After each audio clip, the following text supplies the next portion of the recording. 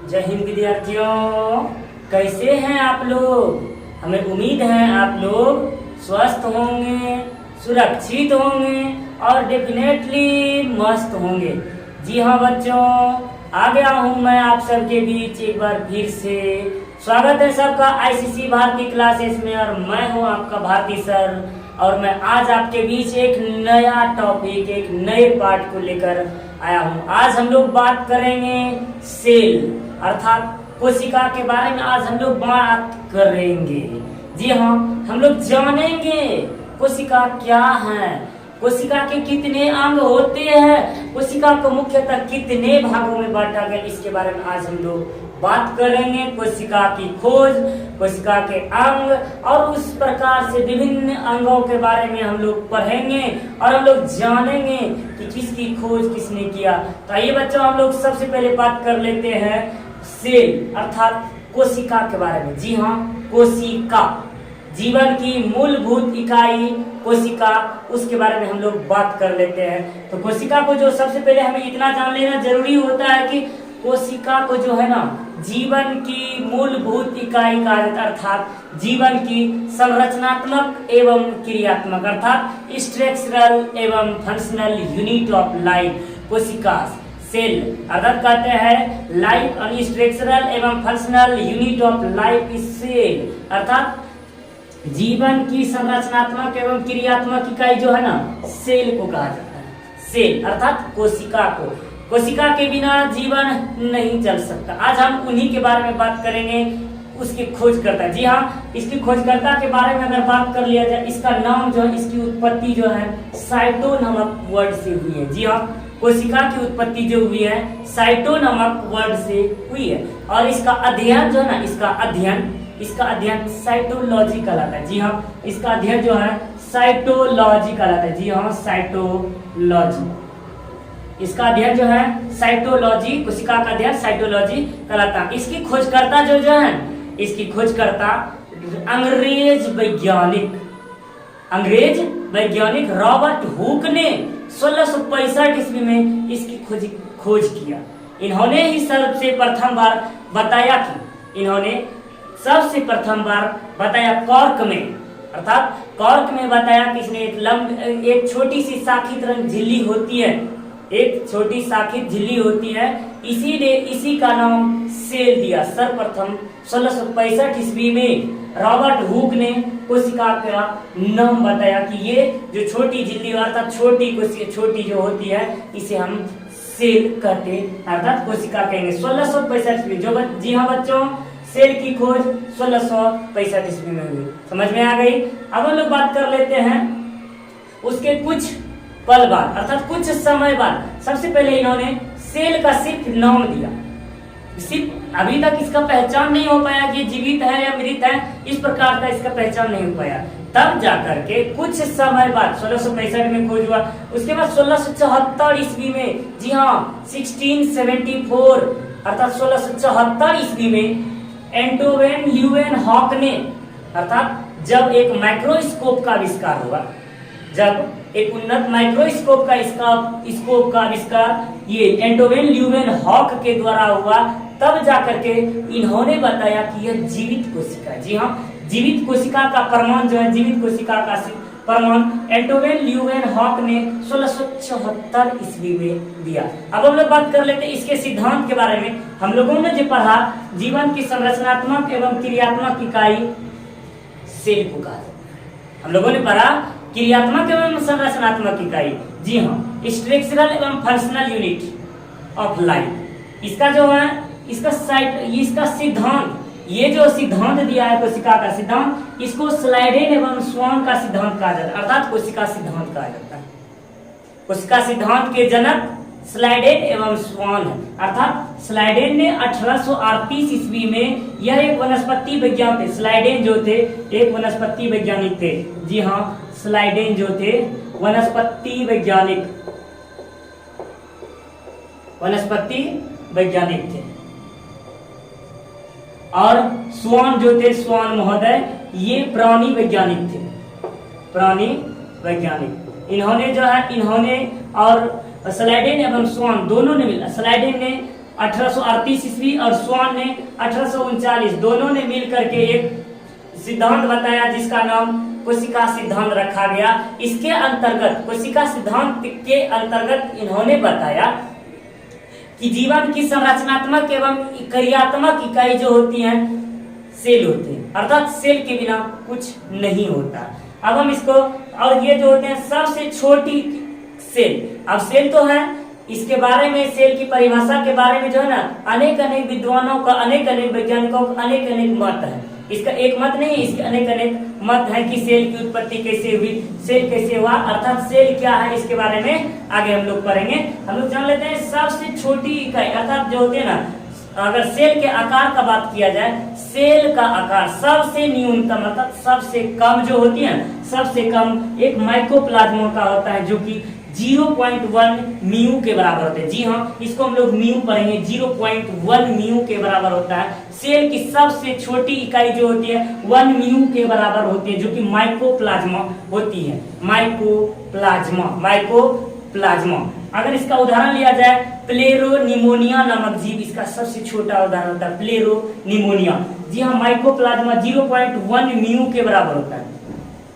और इसके आकार के आगे, इसके आकार, इसके बड़े आकार के बारे में बात किया जाए, सबसे अधिकतम से अधिकतम जो है ना, ये अधिकतम से अधिकतम कोशिका का व्यास जो है 1 से 10 मिमी, अर्थात माइक्रोमीटर, 10 mm, अर्थात 1 से 10 माइक्रोमीटर तक एक कोशिका का अधिकतम व्यास 1 से 10 माइक्रोमीटर तक हो सकता है। अर्थात शुतुरमुर्ग का अंडा जो होता है सबसे बड़े आकार का अंडा होता है। जी हाँ, शुतुरमुर्ग का अंडा जो होता है, शुतुरमुर्ग का अंडा सबसे बड़े आकार का अंडा होता है। 170 गुने 135 माइक्रोमीटर के बराबर एक अंडा होता है। जी हाँ, शुतुरमुर्ग का अंडा 170 गुना 135 माइक्रोमीटर के बराबर एक अंडा होता है शुतुरमुर्ग का। अब हम लोग जीवाणु की कोशिका के अधिकतम जो व्यास 1 से 10 माइक्रोमीटर तक होता है, इसका हमने पढ़ा। अब जब हम लोग ह्यूमन में आते हैं, जी हाँ, मनुष्य में, आप लोग इसका स्क्रीनशॉट ले सकते हैं, तब हम लोग मनुष्य के बारे में हम लोग पढ़ेंगे। तो बच्चों, इसको आप उतार, इसका स्क्रीनशॉट ले सकते हैं। अब हम लोग पढ़ेंगे सबसे छोटी और बड़ी, ह्यूमन में पढ़ेंगे सबसे छोटी और बड़ी कोशिका का। तो हम लोग आगे पढ़ते हैं।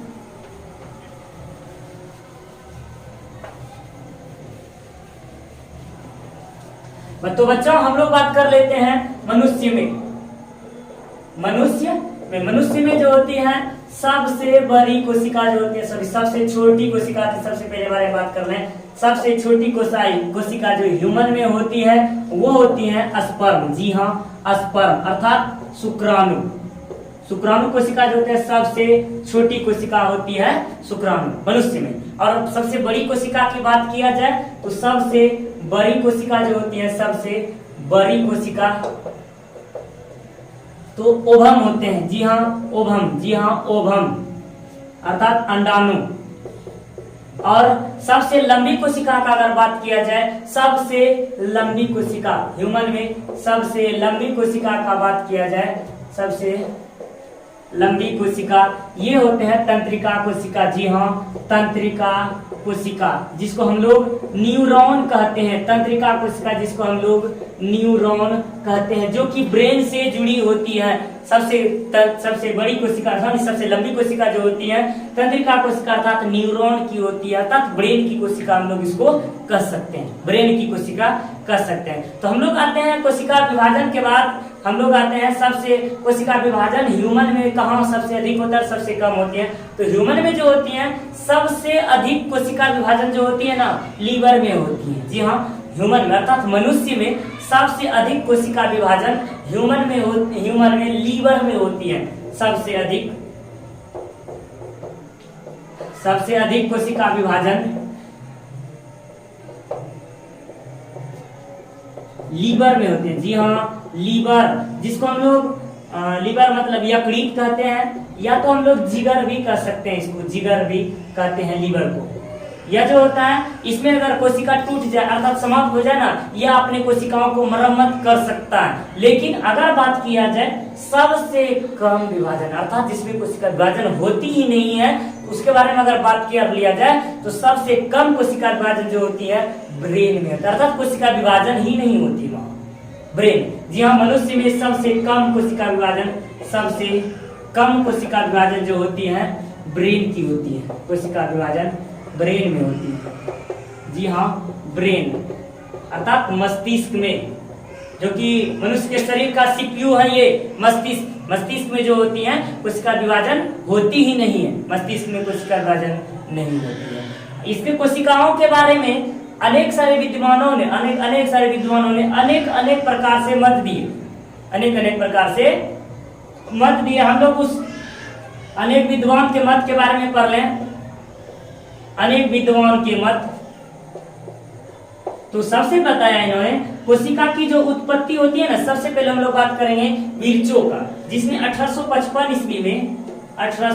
ईस्वी में विर्चो ने बताया, विर्चो महोदय ने बताया कि कोशिका की जो उत्पत्ति होती है ना, पहले से मौजूद कोशिका से ही नई कोशिका का उत्पत्ति होती है। विर्चो महोदय ने 1855 ईस्वी में बताया कि सब पहले से मौजूद नई कोशिका का निर्माण होता है, नई कोशिका का निर्माण जो होती है पहले से मौजूद कोशिका से होती है, पहले से मौजूद कोशिका से ही निर्माण होती है। उसके बाद आया 1861 ईस्वी में आया मैक्स स्लूज। जी हाँ, मैक्स स्लूज ने बताया कि यह जो होते हैं, मैक्स स्लूज ने बताया कि यह प्रोटोप्लाज्मा का एक पिंड होता है। जी हाँ, मैक्स स्लूज ने बताया यह एक प्रोटोप्लाज्मा का पिंड होता है जिसमें केंद्रक स्थित होते हैं। जी हाँ, कहता है कि यह प्रोटोप्लाज्मा का एक पिंड होता है जिसमें केंद्रक उपस्थित होती है, जिसको बताया मैक्स स्लूज ने। इन्होंने बताया कि प्रोटोप्लाज्मा का पिंड है। जी हाँ, प्रोटोप्लाज्मा का पिंड जो कि क्या करता है, जिसमें केंद्रक होता है, जिसमें केंद्रक स्थित होता है। विभिन्न वैज्ञानिकों ने विभिन्न प्रकार से इसकी परिभाषा को दिया। उसके बाद आ जाते हैं 1884 ईस्वी। जी हाँ, 1884 में आ जाते हैं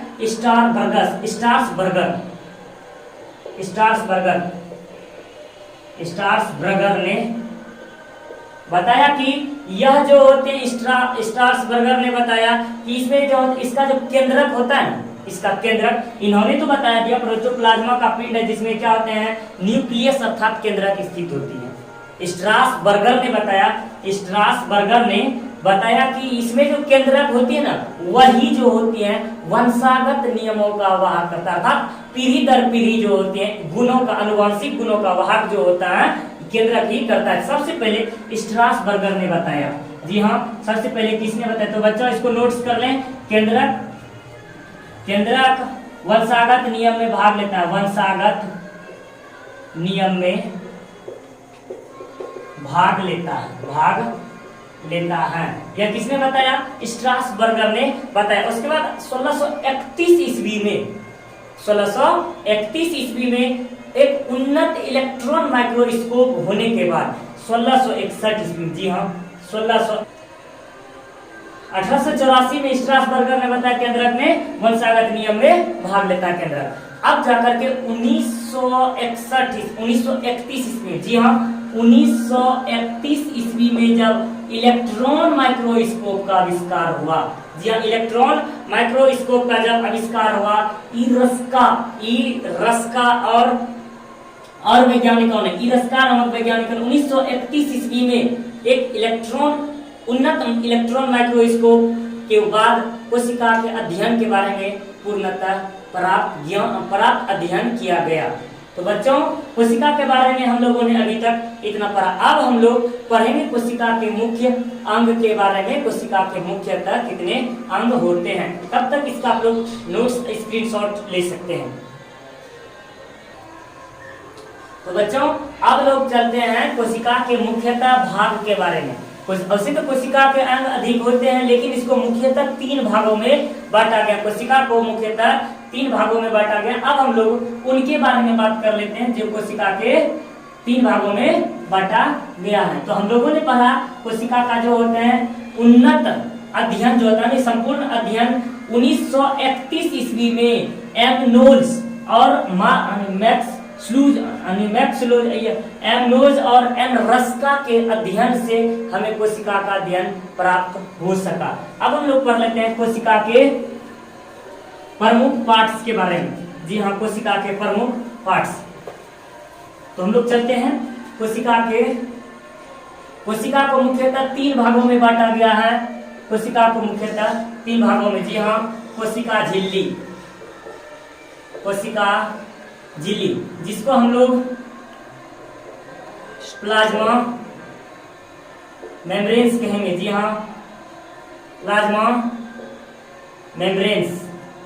और केंद्रक के बाद हम लोग लिखेंगे कोशिका द्रव्य। जी हाँ, कोशिका द्रव्य जिसको हम लोग साइटोप्लाज्मा कहेंगे। साइटोप्लाज्मा, जी हाँ, हम लोग साइटोप्लाज्मा कहेंगे। और केंद्रक को न्यूक्लियस। हम लोगों ने जाना कोशिका के मुख्यतः 3 भाग होते हैं। कोशिका झिल्ली जिसको प्लाज्मा मेम्ब्रेन्स कहेंगे, केंद्रक न्यूक्लियस, कोशिका द्रव्य साइटोप्लाज्मा के बारे में हम लोग अब पढ़ेंगे। कोशिका अंगक के बारे में हम लोग अभी विभिन्न प्रकार के कोशिका अंग के बारे में पढ़ेंगे, लेकिन इसको मुख्य रूप से जो होती है ना, कोशिका को 3 भागों में बांटा गया है। कोशिका झिल्ली, केंद्रक और कोशिका द्रव्य। अब हम लोग कोशिका झिल्ली के बारे में हम लोग बात करेंगे। कोशिका झिल्ली के बारे में हम लोग बात। तो बच्चों, अब हम लोग बात कर लेते हैं विभिन्न प्रकार के कोशिका अंग के बारे में। जी हाँ, अब हम लोग बात करेंगे कोशिका अंग के बारे में। कोशिका अंग, तो हम लोग शुरू करते हैं कोशिका झिल्ली से। कोशिका झिल्ली जो होती है, कोशिका झिल्ली यह जंतु तथा पादप दोनों की कोशिका। जी हाँ, कोशिका झिल्ली जो होती है जंतु और पादप दोनों में पाई जाती हैं। कोशिका झिल्ली जंतु और पादप दोनों में पाए जाने वाले कोशिका है। इसकी जो होती है, इसकी झिल्ली जो होती है अर्धपारगम्य। जी हाँ, अर्धपारगम्य कहने का मतलब हुआ अर्धपारगम्य अर्थात कहने का मतलब हुआ यह केवल और केवल जो है ना कुछ ही पदार्थों को अपने से बाहर जाने, अपने अंदर आर पार होने देती है। संपूर्ण पदार्थों को आर पार होने ही नहीं देती है, इसीलिए इसको अर्धपारगम्य कहा जाता है। और इसको जो होती है, और इसको एक नाम से कहते हैं। जी हाँ, कोशिका झिल्ली को चयनात्मक पारगम्य झिल्ली भी कहते हैं। जी हाँ, चयनात्मक पारगम्य झिल्ली कहते हैं। चयनात्मक पारगम्य झिल्ली कहते हैं। और यह जो होता है लिपिड और प्रोटीन से मिलकर बना होता है। जी हाँ, यह कोशिका झिल्ली जो होती है लिपिड और प्रोटीन से मिलकर बना होता है। इसमें जो होते हैं लिपिड और प्रोटीन का लेयर होता है। 2 लेयर लिपिड का होता है, एक लेयर जो बीच में स्थित होता है वो प्रोटीन का बना होता है। यह जो होते हैं इसके फंक्शन के अर्थात इसके कार्य के बारे में बात किया जाए, यह कोशिका को जो होती है ना सेल को, यह कोशिका को यह निश्चित रूप प्रदान करती है। कोशिका झिल्ली जो होती है कोशिका को निश्चित रूप प्रदान करती है और कोशिका को यह यांत्रिक सहारा देती है, अर्थात डेवलपमेंट होने के लिए, अर्थात उसको आगे बढ़ने के लिए, उसको बड़ा होने के लिए यह यांत्रिक सहारा कोशिका को प्रदान करती हैं। और यह जो होते हैं यह कोशिका झिल्ली सीलिया, फ्लैजिला और माइक्रोबिलाई का निर्माण करता है। जी हाँ, कोशिका झिल्ली जो होती है सीलिया, फ्लैजिला और माइक्रोबिलाई नामक जीव का यह उत्पन्न अर्थात जीवन वह उत्पन्न करता है। अब हम लोग बात कर लेते हैं कोशिका भित्ति के बारे में, जिसको कोशिका का दीवार कहा जाता है। जी हाँ, सेल का वाल कहा जाता है, जो कि दोहरी झिल्ली है। इसको माइक्रोस्कोप से देखने के पश्चात ये जो कोशिका भित्ति होती है ना, कोशिका भित्ति एक दोहरी झिल्ली की तरह दिखती है माइक्रोस्कोप से देखने के पश्चात। और यह जो होते हैं मोटे करे आवरण एक सेल्यूलोज नामक पदार्थ से मिलकर बना होता है। कोशिका भित्ति जो होती है, तो आप लोगों को प्रश्न अधिकतर बार आता है कि ये क्वेश्चन रहता है कि सेल्यूलोज, कहीं कहीं ये क्वेश्चन पूछ लिया जाता है कि कोशिका भित्ति किस पदार्थ की बनी हो जाती है। सेल्यूलोज नामक एक जटिल पदार्थ की बनी होती है। जी हाँ, सेल्यूलोज एक जटिल पदार्थ की बनी होती है जो कि मोटे करे आवरण को प्रदान करती है। सेल्यूलोज जो एक जटिल पदार्थ है जो कि संरचनात्मक दृढ़ता प्रदान करती है। जी हाँ, कोशिका को एक दृढ़ता प्रदान करती हैं और यह जो होती हैं कोशिका को निश्चित रूप प्रदान करती हैं और यह कोशिका को सुरक्षा और सहारा प्रदान करती हैं। कोशिका भित्ति जो होती है कोशिका को सुरक्षा तथा सहारा प्रदान करती है और इसकी सबसे बड़ी यह विशेषता है कि यह कोशिका को सूखने ही नहीं देती। जी हाँ, कोशिका भित्ति जो होती है कोशिका को सूखने ही नहीं देती है, कोशिका को सूखने से बचाते हैं कोशिका भित्ति। अब हम लोग तीसरे कोशिका अंग के बारे में हम लोग बात करेंगे। आप लोग इसका स्क्रीनशॉट लें। हम लोग तीसरे कोशिका झिल्ली के बारे में हम लोग अन्य कोशिका अंग के बारे में हम लोग पढ़ेंगे। तो बच्चों अब हम लोग बात कर लें तीसरे कोशिका अंग के बारे में। तो कोशिका द्रव्य के बारे में हम लोग बात कर लेते हैं। जी हाँ, साइटोप्लाज्मा के बारे में हम लोग बात कर लें। यह जो होता है कोशिका भित्ति और केंद्रक के बीच स्थित होती है। साइटोप्लाज्मा जो होती है कोशिका, ये जो कोशिका द्रव्य होती है यह साइटोप्लाज्मा के बीच में स्थित होती है, जिसके यह एक गाढ़ा द्रव होता है। जी हाँ, यह गाढ़ा पारभासी और चिपचिपा द्रव्य होता है। यह गाढ़ा पारभासी और चिपचिपा द्रव्य होता है। इसी के अंदर जो होती है ना कोशिका तैरती है।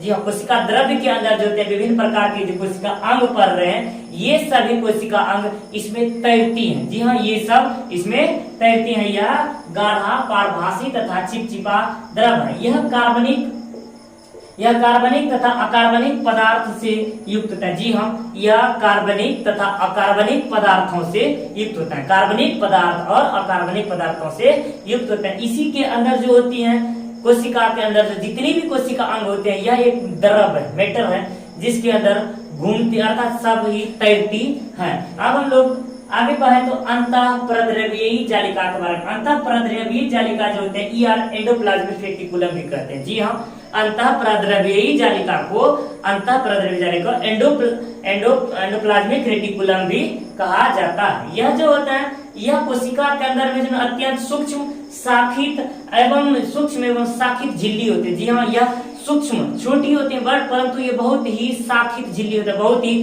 कड़े, बहुत ही शाखित, बहुत कोच कर उसमें यानी ज्यादा से ज्यादा शाखित झिल्ली होती है। यह लाइव प्रोटीन की मिलकर बनी होती है। जी हाँ, यह एंडोप्लाज्मिक रेटिकुलम जो होती है यह लाइव प्रोटीन की बनी होती है। जी हाँ, किसकी बनी होती है?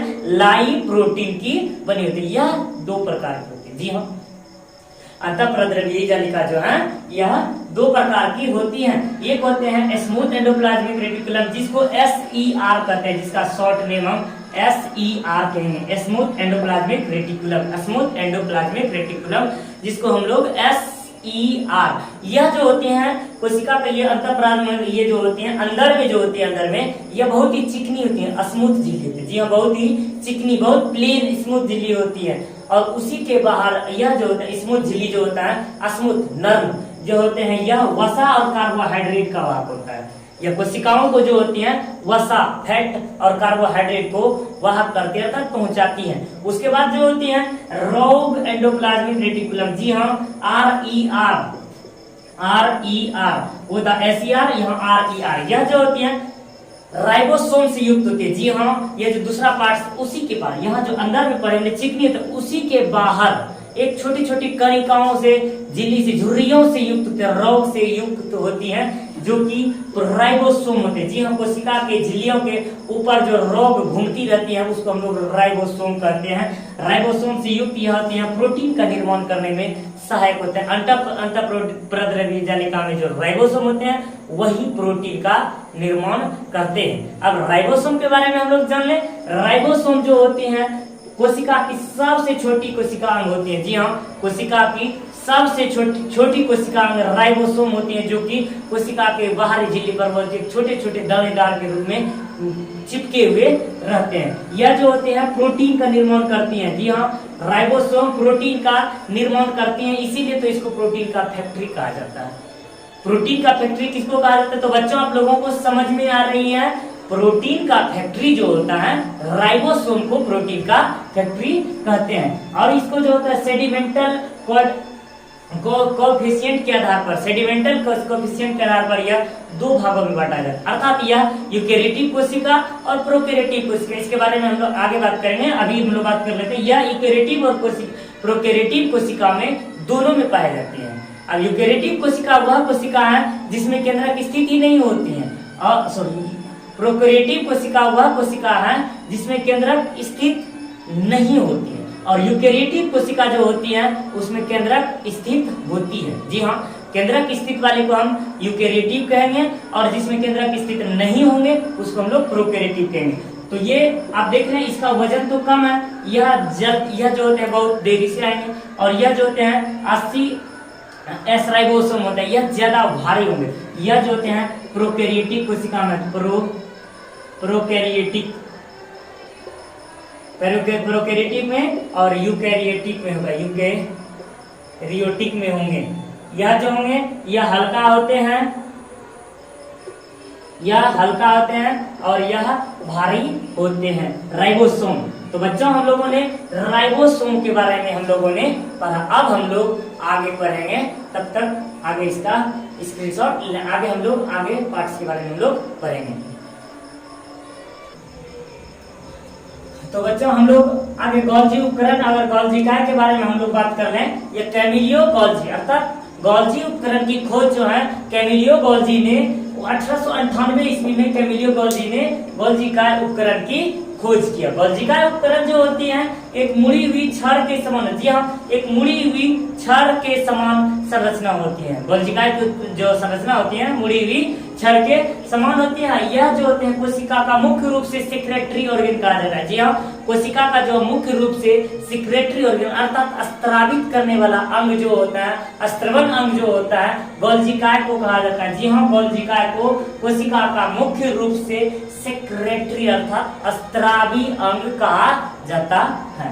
तो यह जो होते हैं लाइसोसोम का निर्माण और पैरेक्सिसोम का निर्माण करता है। जी हाँ, यह जो गोल्जी काय होता है, गोल्जी काय कोशिका के अंदर जो गोल्जी काय होते हैं, यह जो होती है कि लाइसोसोम और पैरेक्सिसोम का निर्माण करता है। जी हाँ, गोल्जी काय लाइसोसोम और पैरेक्सिसोम का निर्माण करता है। हम लोग बात कर ले लाइसोसोम के बारे में। जी हाँ, जिसको हम लोग सुसाइड बेग कहते हैं, सुसाइड बेग। जी हाँ, सुसाइड बेग आत्महत्या की थैली कहा जाता है। इसका महत्वपूर्ण योगदान है, यह जो करते हैं यह कोशिका को जो होती है यह बचाते जीवाणु तथा वायरस के आक्रमण से बचाती है। जी हाँ, जीवाणु तथा आक्रमण से बचाती है। आप लोग देख रहे होंगे यह जो होती है यह आत्महत्या की थैली कहलाती है किसी कारण किसी प्रकार के व्यवधान अर्थात चोट लगने से या मार लगने से या किसी पर चोट लगने के पश्चात किसी जगह देखे होंगे जहां लगती है चोट उसी का काला काला सा हो जाता है, उस जगह की होती है कोशिकाएं मर जाती हैं। कोशिकाएं जो मर जाती है उस जगह स्थित जो लाइसोसोम भी मर जाती है। अर्थात जिस जगह लगती है चोट उस जगह जो होती है कोशिकाओं के साथ साथ लाइसोसोम की भी मृत्यु हो जाती है। इसका यह विशेषता है, इसमें जो होती है एंजाइम होते हैं। जी हाँ, इसमें एक एंजाइम होती है जिसमें कि जीव द्रव्य को भुला देने की क्षमता होती है। जी हाँ, ये आत्महत्या इतना विस्फोटक जो है यह एटम बम की तरह एक विस्फोटक है। इसमें जो होते हैं जीव द्रव्य को भुला देने की क्षमता होती है इसमें लाइसोसोम में जीव द्रव्य को। यह जो होती है कि एंजाइम से भरे बेग की थैली होती है, एंजाइम से भरे एक बेग की थैली होती है।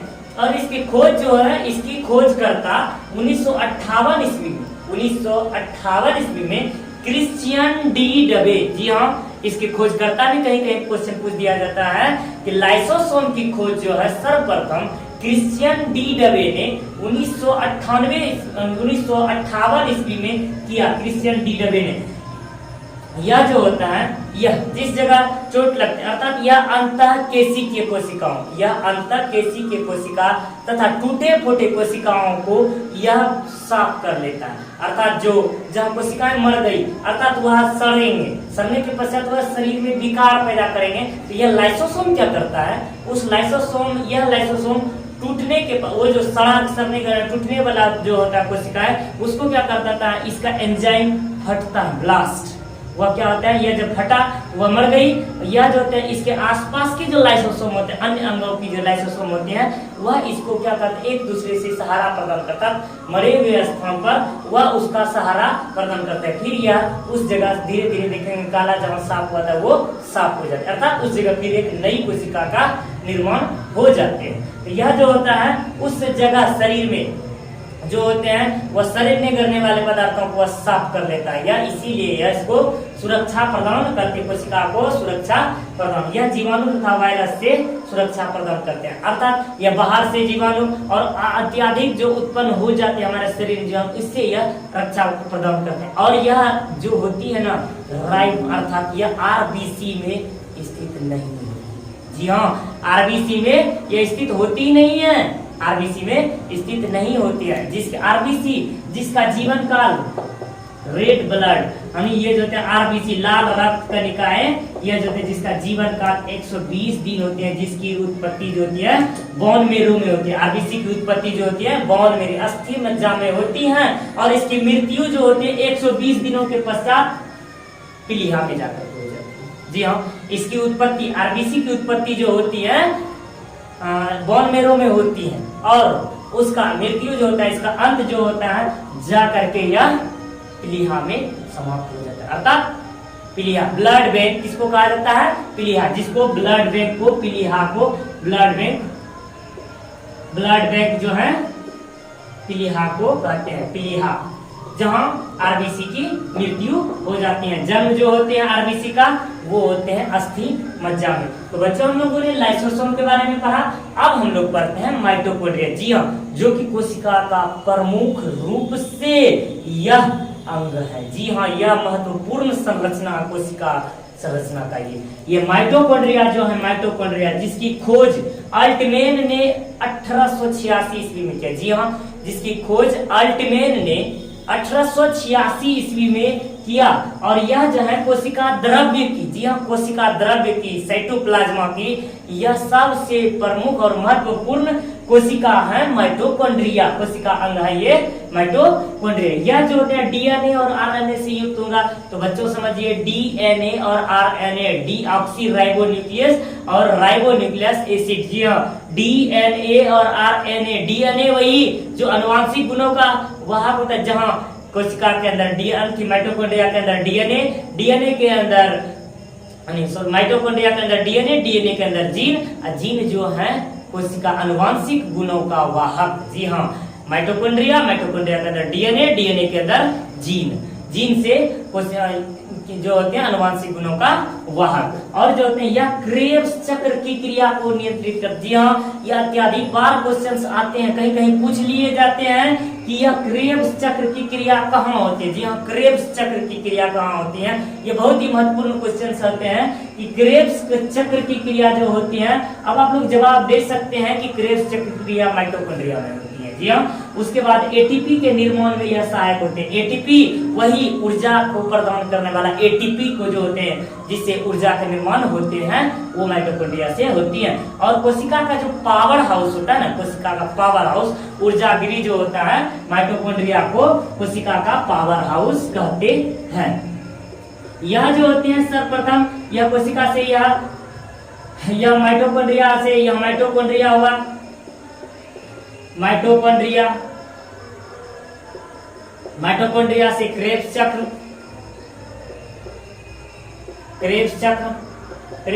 से बनेगा एटीपी से बनेगा ग्लूकोज, और ग्लूकोज से तब जाकर के मिलेगा हमें ऊर्जा। जी हाँ, ग्लूकोज से मिलेगा हमें ऊर्जा।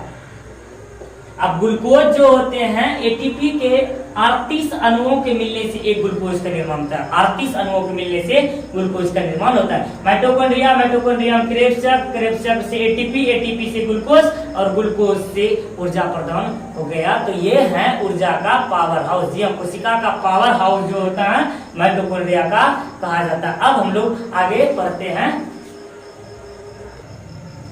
तो बच्चों अब हम लोग आगे बात कर लें अगले कोशिका अंग के बारे में, तारका अर्थात सेंट्रोसोम। तारका अर्थात सेंट्रोसोम, जिसके खोजकर्ता बोवेरी है, जिसने 1888 ईस्वी में तारका अर्थात सेंट्रोसोम कोशिका की खोज किया।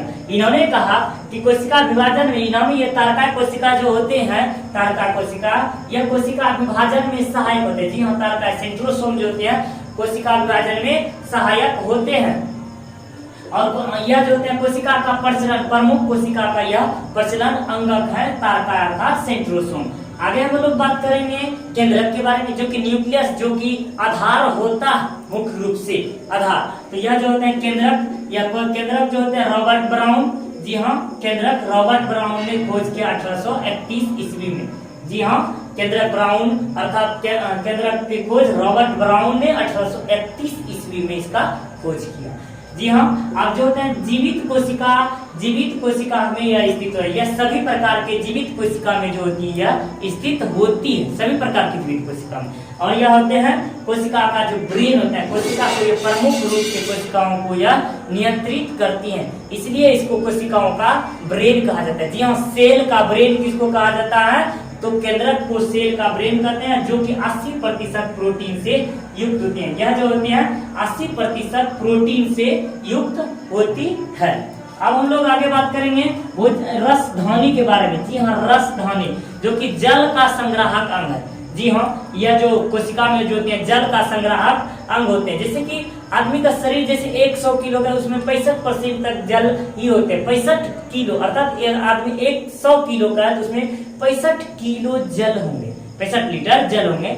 तो जो होते हैं कि वह जल तो सभी प्रकार के, अब पेट में थोड़ी ना रहेंगे, पेट में थोड़ा सा रहेंगे, 2 लीटर से 3 लीटर, इस तरह से हम लोग रह सकते हैं यहाँ भोजन रसधानी। ये जो और होते हैं जल कहाँ होते हैं? सभी कोशिकाओं के अंदर होते हैं। यह जो होते हैं रसधानी, यह जल का संचयन करते हैं रसधानी, और यह जो होता है स्फीति को कठोरता प्रदान करते हैं। जी हाँ, जल को अवशोषित करके जो स्फीति होता है उसको कठोरता प्रदान करते हैं। यह जो होती है जंतुओं में छोटी होती है, यह जंतुओं में छोटे होते हैं, क्योंकि जंतु थोड़ा छोटे होते हैं और पतले होते हैं, तो मिनिमम साइज में होते हैं। लेकिन यह जो होती है यह पौधों में जो होते हैं यह अत्यधिक बड़ी होती है। रसधानी जो होती है पौधों में अत्यधिक बड़ी होती है। इसके बारे में हम लोग माइक्रोट्यूबल्स के बारे में बात करें। माइक्रोट्यूबल्स जो होते हैं कोशिका विभाजन के समय यह स्पिंडल का निर्माण करते हैं। जी हाँ, यह जो प्रमुख रूप से होते हैं कोशिका विभाजन के समय जो होते हैं स्पिंडल का निर्माण करते हैं, स्पिंडल का निर्माण। अब हम लोग तो बच्चों हम लोगों ने कोशिका अंग के बारे में, विभिन्न प्रकार से कोशिका अंग के बारे में हम लोगों ने पढ़ा। अब हम लोग जीव द्रव्य के बारे में बात करेंगे। जीव द्रव्य जो होते हैं 2 भाग से मिलकर बने होते हैं जीव द्रव्य। एक होते हैं कोशिका द्रव्य और एक होते हैं केंद्रक द्रव्य। जी हाँ, कोशिका द्रव्य और केंद्रक द्रव्य। जीव द्रव्य जो होते हैं 2 भागों से मिलकर बने होते हैं, केंद्रक द्रव्य और कोशिका द्रव्य। कोशिका द्रव्य के बारे में हम लोग कोशिका अंगों के बारे में इस तरह से हम लोगों ने पढ़ा। अब कोशिका द्रव्य के बारे, केंद्रक द्रव्य के बारे में हम लोग अगले क्लास में हम लोग पढ़ेंगे केंद्रक द्रव्य के बारे में, कि केंद्रक द्रव्य ये दोनों द्रव्य मिलाकर के ये जीव द्रव्य का निर्माण करते हैं, जिसका क्रियात्मक एवं संरचनात्मक इकाई सेल है। अर्थात यह जो होते हैं जीव द्रव्य के बारे में हम लोगों ने पढ़ा। तो बच्चों आप सब लोग, हमें उम्मीद है आप सब लोगों को यह क्लास अच्छा लगा होगा। आज के वीडियो में बस इतना ही, फिर मिलेंगे अगले नेक्स्ट क्लास में। जय हिंद, जय भारत।